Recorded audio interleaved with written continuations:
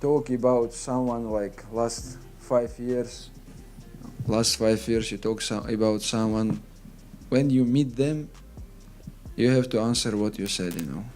A massive brawl suddenly broke out at UFC 322, grabbing everyone's attention just moments before Islam Makhachev received major career-changing news. Right after the UFC 322 brawl, Dana White explained how the situation started. He said security informed him that Dillon Danis was inside the arena, moving around and sitting in fighter seats instead of his own. They asked if they should remove him, but Danis said that since Danis had a ticket, he should be allowed to stay. Security also warned him that Masvidal had said he would confront Danis on site, but Dana still believed nothing serious would happen. I blame myself for that, actually. They came back and told me right before I walked out for the main card that Dillon Danis was here and he was moving around sitting in fighter seats and not sitting in his own seat that he had. He had a ticket. And they said, do you want us to throw him out of here? And I said, he has a ticket? And I said, yeah. And, you know, they told me, they said, Masvidal said he's going to up on site. And I said, well, where's Masvidal sitting? He said, well, he's 6 or 7 rows away from Masvidal. Dana continued that Danis was only 6 or 7 rows away from Masvidal, but he still allowed him to remain and told security to keep an eye on him. What he didn't realize was that the first 5 rows were filled with Islam supporters. When the fight broke out, Dana immediately understood what had happened. He concluded by stating that Dillon Danis will never be allowed to attend a UFC event again. I said, well, if the guy has a ticket, let him sit in his seat and let him do what he's doing and keep an eye on him. It never even crossed my mind, as stupid as this could be, that the entire Muslim Brotherhood was here tonight in the first 5 rows for Islam. And as soon as it broke out, I was over on the other side and I go, I know exactly what that is. I knew it. And yeah, you will never see Dillon Danis at a UFC fight ever again. A wild moment unfolded at UFC 322, but the real spotlight shifted to an unexpected backstage clash. Fans on the edge of their seats, fighters from Khabib's camp and Dillon Danis got into a heated confrontation, and with their bad blood dating all the way back to the Khabib-Conor fight, things escalated fast. Security rushed in as chaos broke out, and multiple angles captured how intense the moment really was.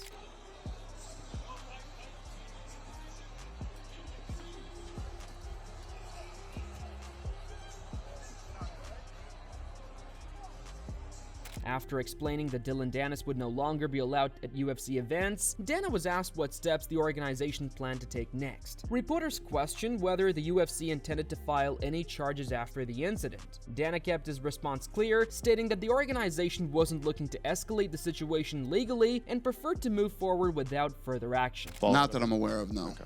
We're not pressing charges. I'm not speaking for MSG or anybody else that was involved in this thing.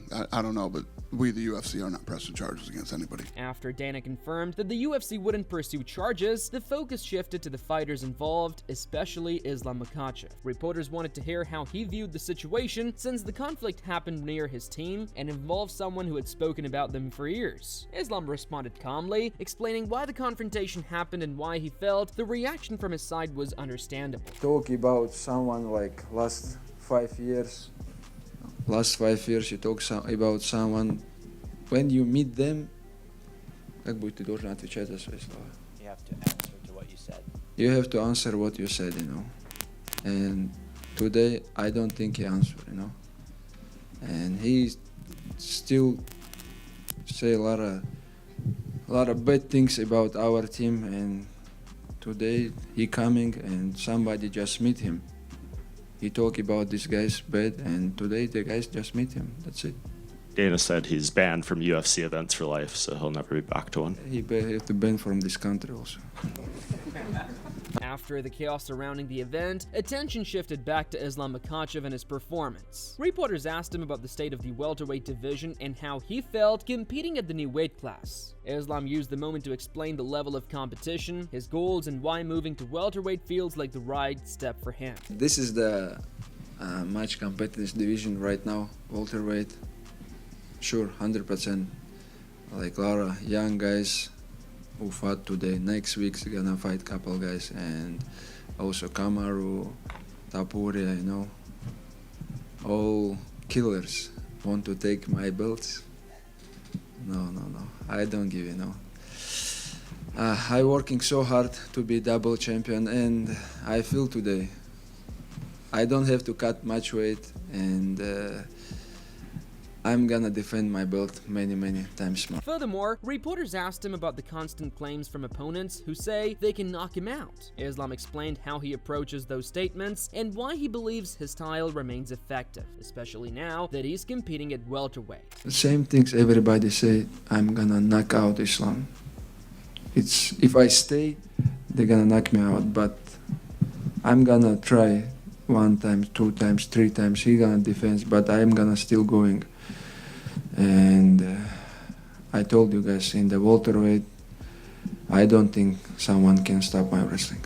With the focus back on Islam's career, Dana White was asked about his upcoming fights. He outlined the UFC's plans, mentioning the next matchup on Paramount and teasing a major White House event later in the year. His comments gave fans insight into the organization's strategy and built excitement for what's next for Islam. Obviously, the first fight on Paramount that we got to put together, and then after this year ends, the big one is the White House fight. So, I don't know. We'll get it done, though. On the other side, Helwani and Jackman quickly went over the points Dana made about Islam's upcoming plans and the White House card in more detail. They talked about whether Islam will stay at 170 pounds and how the UFC plans to assemble the best possible matchups. They also highlighted rising stars like Morales, his undefeated record, and how fighters take advantage of big opportunities. I can't imagine he doesn't stay at 170. He said that the White House card will not be America versus the world. It'll just be the best possible card that they could put together. He said that he thought Weili would do much better against Shevchenko, and that this is why they have weight classes. He was thinking of that. He says that he was very high on Prachas and Ewing, taking advantage of those opportunities. They shifted to evaluating some of the young fighters making waves in the UFC. Helwani highlighted prospects taking advantages of opportunities, like Morales, who remains undefeated. They recalled a press conference moment showing the casual approach some fighters have toward rankings and big opportunities, emphasizing how fighters focus on performance over hype. And he says that Morales is 19-0 and cool as hell. He checks all of the boxes. By the way, speaking of Morales, you'll recall, guys, back at the press conference on Thursday, a reporter asked him if Brady versus Morales was for the #1 contender slot, and he responded with the same sort of nonchalance that you would respond if you were at a bar and a bartender was like, "Want another round of beers?" And he's like, "Sure, why not?" It was amazing. I was like, wow, these guys' like hopes and dreams rest on these decisions. And he's like, yeah. So I didn't really take that as like, you know, I didn't take that as like signed, sealed, and delivered. But, you know, maybe Morales is like, hey, you told us. Got on you know? tape, mate. Yeah, right there. It's right there. Finally, they discussed some of the memorable moments from the event, including fighter intros and the entertainment side of the show. They mentioned how certain choices, like music intros, added excitement and energy for both fighters and fans, connecting UFC production to broader sports entertainment styles. I know you guys were really high on the Pat Sabatini fight. There was a lot of talk about Chepe Mariscal on Fight Feast. There's something else, though, right? Are we going to talk about, you know, a bit of an incident that occurred on the night? Oh, right. Okay. Talk about yes. this. Son of a bitch, that was my final thought. Oh, no. That's okay. Well, that's okay. You guys are referring to the choice of having Max Kellerman do the intro to Creed, Take Me Higher, right? What is it? 2001 all over again? Comparing the fighters to the buildings, that was... Can you take me higher? It's beautiful. Oh my God. What do you call him? Islam Makslashev? What was that? Did they do it all in one take? In addition, analysts discussed Islam Makhachev's next fights and the White House card. Danish Garadov shared his thoughts on potential matchups. He highlighted possible opponents and weighed in on how fighters like Kamaru Usman or Ilia Topuria could fit into plans. He also referenced fighters' online comments, showing how rivalries and social media continue to shape UFC storylines. That could be really, really cool. I think that's an interesting one to do. It'd be perfect for Bilal, but yeah, I think Kamaru Usman probably has the shorthand here for Islam Makhachev. They want to do the White House. Yeah, they're both kind of big Trump people. That could potentially work out like that. Also want to say, you know, Ilia Topuria, I'm not sure. Let's have a look. Like, has he said anything? Has he said anything online? Let's have a look here. Ilia Topuria, Jack needs an entire camp dedicated to just wrestling. What a disappointment of a champion. Wow.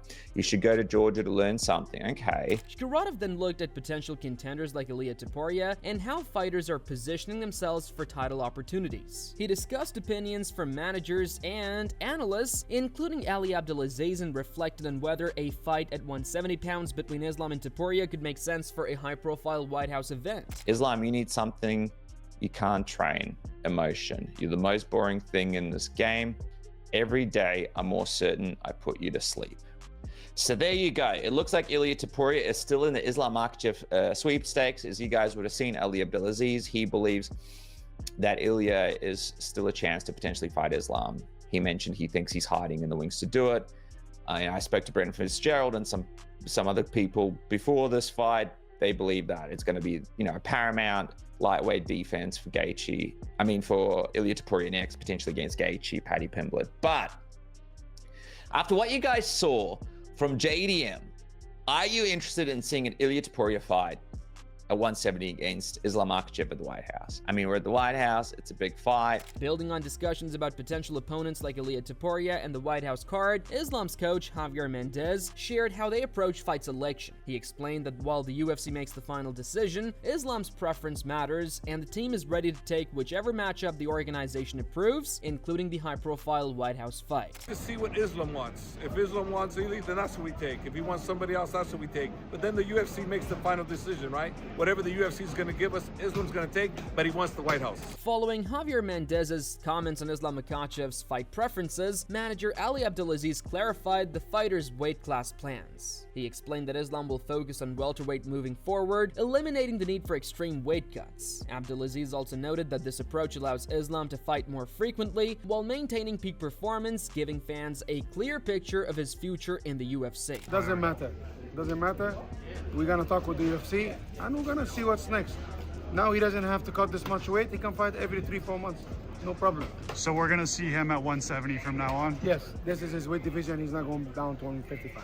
UFC 322 was more than just fights in the octagon. It highlighted the drama, strategy, and plans for one of the sport's top stars. The Brawl showed how emotions run high, but Islam Makhachev stayed focused, demonstrating maturity and discipline. With his team, manager, and the UFC lining up major opportunities like the White House card, Islam is clearly on a path to cementing his legacy in the welterweight division. Fans are witnessing a pivotal moment in his career where both action and strategy off the cage play a key role in his rise to the top. So, who do you think Islam should face at the White House card next? Ilia Topuria, Kamaru Usman, or someone else? Comment below with your pick and why.